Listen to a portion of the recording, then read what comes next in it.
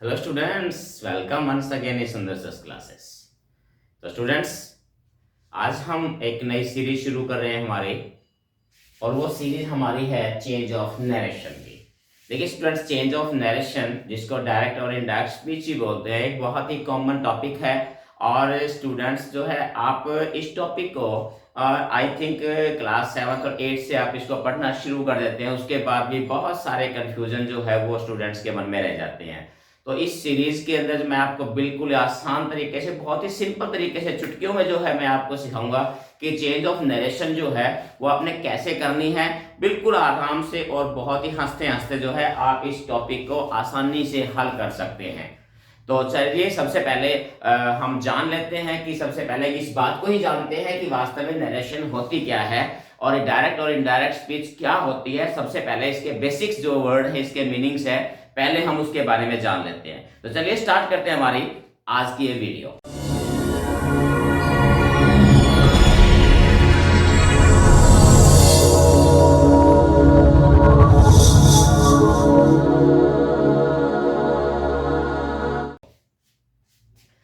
तो स्टूडेंट्स, जैसा कि आप देख रहे हैं, हमने देखा सबसे पहले जो है, अगर बात हम करें हमारे नरेशन की, तो नरेशन का जो है दूसरा नाम हमारे पास है, क्या होता है, इसको हम स्पीच कह सकते हैं। स्पीच की अगर बात करें हम, तो स्पीच आमतौर पे जो है दो प्रकार से स्पीच होती है। दो प्रकार होते हैं स्पीच के, एक होती है हमारे पास डायरेक्ट स्पीच और दूसरी होती है हमारे पास इनडायरेक्ट स्पीच। आपने बहुत सारे डायरेक्ट एंड इनडायरेक्ट स्पीच आपने बहुत से सुना है। तो आज मैं आपको बताऊंगा कि डायरेक्ट और इनडायरेक्ट स्पीच होती क्या है, आपने इसमें अंतर कैसे करना है। बिल्कुल आसानी से देखिए, अगर हम बात करें सबसे पहले डायरेक्ट स्पीच की और उसके बाद हम इनडायरेक्ट स्पीच की डेफिनेशन अगर हम बात करें होती क्या है, सबसे पहले आप इसको जान लीजिए, इस कंसेप्ट को समझिए कि डायरेक्ट और इनडायरेक्ट स्पीच होती क्या है। बिल्कुल सिंपल भाषा में अगर मैं बात करूं, दो एग्जांपल मैंने लेता हूं। यहां पहला देखिए, he said I am your friend. यहां मैंने ये लिखा है, ये क्या है, ये डायरेक्ट स्पीच है। दूसरा सेंटेंस जो है मैं लिखता हूं, he said that he was your friend, that is indirect speech. अब एक ही सेंटेंस है, इसको हमने दो प्रकार से लिखा है, यही अंतर मैंने आपको समझाना है, यही आपने जानना है कि ये डायरेक्ट स्पीच क्या है और इनडायरेक्ट स्पीच क्या है। तो अगर हम इसकी डेफिनेशन की बात करें तो बिल्कुल आसानी से समझिए, the sentence is written as it is spoken by the speaker. Simple से अगर बात करें कि जो स्पीकर है उसने जो कुछ भी बोला, उसके बिना किसी चेंज के उसके वर्ड्स को एज इट इज आपने राइट कर दिया, बोल दिया, तो वो है डायरेक्ट स्पीच। उसने ऐसा कहा है उसी के शब्दों में, यानी कि स्पीकर जो है, स्पीकर के वर्ड्स को बिना किसी चेंजेस के आपने राइट कर दिया, तो वो आपकी होगी डायरेक्ट स्पीच। जैसे देखिए, अगर हम इस बात को करें, ही सेड, उसने कहा, आई एम योर फ्रेंड, उसने कहा कि मैं तुम्हारा मित्र हूं। अब उसने कहा है कि मैं तुम्हारा मित्र हूं, तो ये लिखिए क्या है, ये उस स्पीकर के वर्ड हैं जो हम यहां लिख रहे हैं, लेकिन उसी के शब्दों में, हमने इसमें कोई चेंज नहीं किया, उसके शब्दों को एज इट इज हमने रखा है। अब दूसरा सेंटेंस पे गौर कीजिए, he said that he was your friend. अब इसमें थोड़ा सा बदलाव है, ही सेड, उसने कहा कि वह तुम्हारा दोस्त था। मीन्स यहां मैं नहीं, वह है, उसने कहा है। देखिए जैसे हम कह देते हैं ना, उसने कहा है कि वो नहीं आएगा। अब इसको अगर मैं कैसे कहूं, उसने कहा है कि मैं आऊंगा, तो ये तो है डायरेक्ट स्पीच भी, हमने उसी के शब्दों को हमने एज इट इज रखा है। लेकिन अगर मैं उसने कहा कि वो नहीं आएगा, तो इसका मतलब क्या है कि ये वाक्य क्या हो गया हमारा, ये सेंटेंस हमारा इनडायरेक्ट स्पीच हो गया। तो इनडायरेक्ट स्पीच में क्या होता है कि यहां होता है the sentence is written with change following certain rules. अगर हम पहली बात करें तो sentence is written as it is spoken by the speaker, कि स्पीकर ने जो बोला हमने बिना किसी चेंज के एज इट इज लिख दिया, तो वो हमारा है डायरेक्ट स्पीच। लेकिन इनडायरेक्ट स्पीच में क्या होता है कि चेंजेस, ये क्या है, चेंज फॉलोइंग सर्टेन रूल्स, यानी उसके वर्ड्स को हमने चेंज तो करना है अपनी मर्जी से नहीं, फॉलोइंग सर्टेन रूल्स, कुछ रूल्स हैं, उस रूल्स को फॉलो करते हुए हमने उस स्पीकर के वर्ड्स को कुछ चेंज कर दिया वहां तक बोलने में, इसको हम बोलेंगे इनडायरेक्ट स्पीच। तो ये इसमें आपने पहले दोनों में अंतर, स्टूडेंट सबसे पहले तो आपको पता होना चाहिए इस बात का कि डायरेक्ट और इनडायरेक्ट स्पीच होती क्या है। सिंपल भाषा में अगर मैं आपको समझाऊं, डायरेक्ट स्पीच का मतलब होती है स्पीकर के कहे गए शब्दों को एज इट इज लिखना, वो डायरेक्ट स्पीच होती है। और इनडायरेक्ट में स्पीकर के कहे गए वर्ड्स को हमने कुछ सर्टेन रूल्स फॉलो करते हुए चेंजेस के साथ लिखना, वो हमारी इनडायरेक्ट स्पीच होती है। ये एक बिल्कुल क्लियर है और I hope you understand that.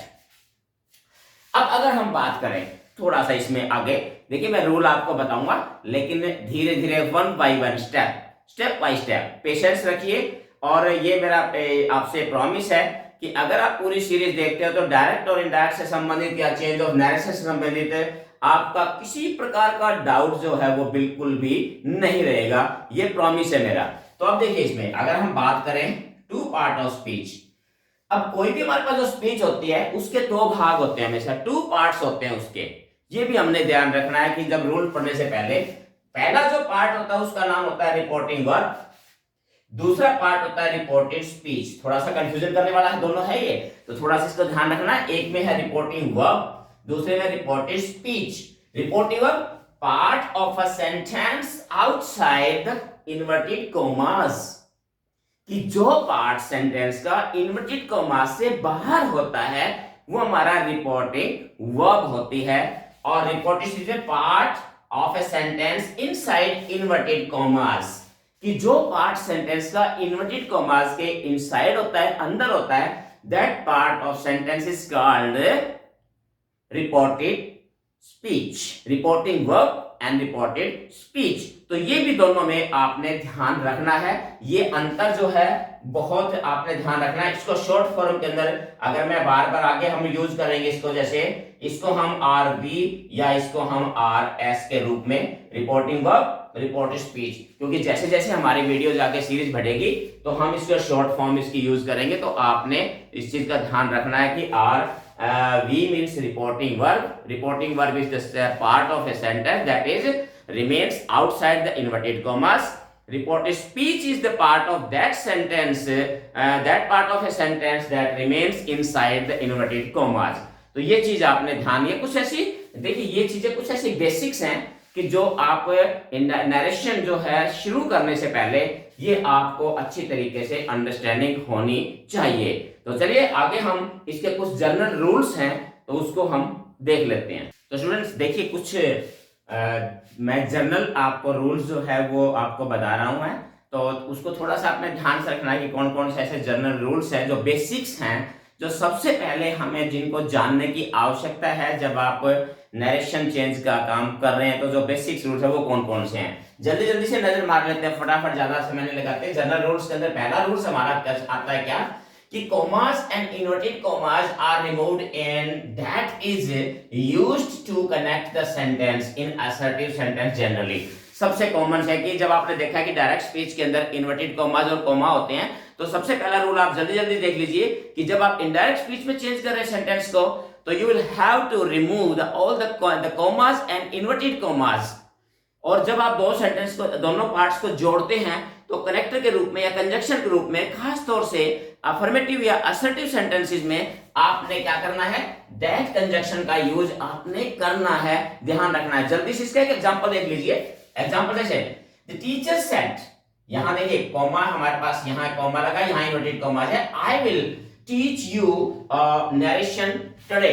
तो यहां पर सिंपल से अगर जल्दी से अगर बात करें तो यहां क्या है, इसमें द टीचर सेड, यहाँ ये तो आपका डायरेक्ट स्पीच हो गया। अगर हम डायरेक्ट स्पीच में द टीचर सेड दैट, देखिए यहां हमने कॉमा इन्वर्टेड कॉमास को फिनिश कर दिया और यहां हमने क्या लगा दिया, दैट, क्योंकि सेंटेंस हमारे पास अफर्मेटिव है तो यहां हमने कंजक्शन दैट का इस्तेमाल कर दिया और बाकी हमने सेंटेंस की फॉर्मेशन जो है इस प्रकार से कर दी। तो पहला रूल क्या है इसमें कि कोमा और इन्वर्टेड कोमा जो होते हैं वो हमने क्या कर देने हैं, एबॉलिश कर देंगे, वैनिश कर देंगे, उनको समाप्त कर देंगे और अफर्मेटिव सेंटेंस के अंदर हम कंजक्शन दैट का इस्तेमाल करेंगे। जल्दी से याद रख लेना, ये हमारा पहला रूल है। बात करें हम दूसरा रूल होता है चेंज ऑफ प्रोनाउन का। ये बहुत ही इंपॉर्टेंट पार्ट है स्टूडेंट्स चेंज ऑफ नरेशन में। Change in pronoun, change in pronoun अगर आपको अच्छे तरीके से आ गए तो समझ लेना कि आपको नरेशन बिल्कुल अच्छी तरीके से आपके लिए बाएं हाथ का खेल हो गई है। यही अक्सर स्टूडेंट मिस्टेक करते हैं चेंज ऑफ प्रोनाउन में। समय समय पर मैं आपको इसके बारे में और भी डिटेल में बताऊंगा। तो जल्दी से हम देख लेते हैं हमें चेंज ऑफ प्रोनाउन में किस रूल को फॉलो करना होता है। एक फॉर्मूला बना होता है SON मींस 1 2 3। अब ये फॉर्मूला क्या है, सिंपल सा फॉर्मूला देखिए, S stands for subject, O stands for object and N stands for no change या never change। जैसे फर्स्ट का मतलब क्या है, यहां पर फर्स्ट का मतलब है मीन्स फर्स्ट पर्सन आई और वी, सेकंड टू का मतलब है second person just like you, third means third person he she it they these all these are third person. Mean to say अगर हम बात करें तो यहां कहता है all the change according to the person in reporting verb change occurs in reported speech। ये ध्यान रखना है कि जो भी बदलाव होते हैं वो जो रिपोर्टिंग वर्ब के अंदर जो प्रोनाउन दिया गया है, चेंजेस सारे जो है रिपोर्टिंग वर्ब के प्रोनाउन के अकॉर्डिंग होंगे, लेकिन चेंज होंगे किसके, होंगे रिपोर्टेड स्पीच के। थोड़ा सा ध्यान रखना है कि हमने देखना है रिपोर्टिंग वर्ब के प्रोनाउन, लेकिन चेंज करना है किसको, चेंज हमने रिपोर्टेड स्पीच के प्रोनाउंस को करना है। एग्जांपल देख लीजिए, जैसे देखिए यहां पर एक एग्जांपल लेता हूं मैं, the child said to me I shall go to your house. ये डायरेक्ट स्पीच है। अब यहां पर देखिए ये हमारा जो पार्ट है, ये जो पार्ट हमारा हमने बताया है, ये हमारा क्या है, ये हमारा रिपोर्टिंग वर्ब है। और रूल क्या कहता है कि रिपोर्टिंग वर्ब के जो प्रोनाउन है उनको देखना है कि वो फर्स्ट पर्सन है, सेकंड पर्सन है, थर्ड पर्सन है, और उसके अकॉर्डिंग हमने चेंज, उसके अकॉर्डिंग ही चेंज होंगे। और चेंज होंगे किसके, ये होंगे रिपोर्टेड स्पीच के। अब इस सेंटेंस को अगर हम देखें तो देखिए द चाइल्ड टोल्ड मी। अब देखिए यहां रूल अभी मैं आगे और बताऊंगा इसको कि सेड टू टोल्ड में कैसे, इसको एक बार छोड़ दीजिए। यहां कंजक्शन का मैं बता चुका हूं, कॉमास को खत्म करने के लिए हमने कंजक्शन दैट लगा दिया है। अब यहां पर पहला चेंज हमारे पास आया, देखिए ही आ गया, यहां पर था हमारे पास आई। अगर इस रूल के अकॉर्डिंग जाए तो आई क्या है, हमारा फर्स्ट पर्सन है, और फर्स्ट पर्सन चेंज किसके अकॉर्डिंग होता है, सब्जेक्ट के अनुसार होता है। तो फर्स्ट पर्सन सब्जेक्ट किसका, सब्जेक्ट किसका देखना, मैंने भी बताया ना, किसका देखना, सब्जेक्ट, सब्जेक्ट रिपोर्टिंग वर्ब का देखना होता है, जो भी मैंने कहा ना अकॉर्डिंग किसके, रिपोर्टिंग वर्ब के। अब फर्स्ट पर्सन सब्जेक्ट किसमें क्या है, द चाइल्ड, तो ये जो आई किसके अकॉर्डिंग बदलेगा, ये आपका इष्ट के सब्जेक्ट के अनुसार। अब चाइल्ड कौन सा पर्सन है ये देखने वाली बात है। तो मैं अभी आपको इसके बाद है ना नेक्स्ट वीडियो में मैं आपको एक टेबल बताऊंगा इसकी चेंज ऑफ प्रोनाउन की, बहुत आसान तरीके से। अगर वो आप टेबल जो है अच्छी तरह से ध्यान में अगर आपको आ जाती है, सेट हो जाती है, तो ये प्रोनाउन का जो है किसी प्रकार की प्रॉब्लम आपकी नहीं रहेगी। तो आप जल्दी से, द चाइल्ड थर्ड पर्सन है, और थर्ड पर्सन के अंदर आप अगर देखोगे तो यहाँ सिंगुलर है, तो इसका मतलब क्या है कि हमारे पास यहाँ भी आएगा तो थर्ड पर्सन, और वो भी क्या आएगा, सिंगुलर। अब यहाँ पर थर्ड पर्सन में क्या होता है, ही और शी होता है सिंगुलर में, ही और शी। तो यहाँ पर आई जो है तो अकॉर्डिंग क्या आ जाएगा, यहाँ पर हमने क्या बता दिया, सिंगुलर में कर दिया, यहाँ पर आप ही कर दिया। ही भी हो सकता है या शी भी हो सकता था, कोई दिक्कत नहीं है, या ही। ये आप चेंज आएगा, विल जो है वुड के अंदर, ये भी आगे में चेंज ऑफ है जब टेंस बताएंगे उसमें बताएंगे। अगला देखिए प्रोनाउन चेंज हमारे पास वो है माई, यहाँ पर क्या था, ये योर।